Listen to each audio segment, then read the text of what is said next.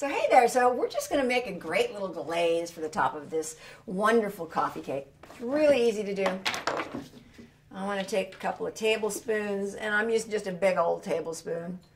But you'd probably do about a half a cup of powdered sugar. I'm eyeballing it. I happen to like a lot of glaze on the top. That's about enough. Now, the interesting thing about powdered sugar that most people don't realize is that it's not just sugar. It's sugar that's ideal for a glaze because it has a bit of a thickening consistency to it, unlike sugar and water, which would turn into a simple syrup. That's why we love using this for glaze. And again, you can do 1,000 different things with it. I'm going to add a tiny bit of my vanilla to this. Just a little splash because I like the flavor of vanilla in my syrup. And then I'm going to take it on over to the sink here and add a little bit of water. Just a little bit. You don't really need too much water. It's interesting.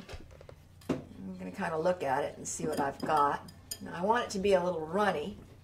And it's important that it's not lumpy. Okay, and I can use just a little more water.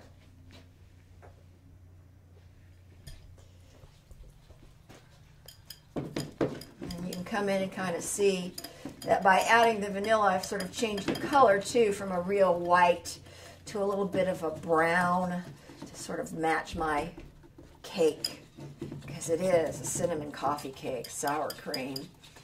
So we're getting all these lumps out, and it might take you a little bit of work here to stir it.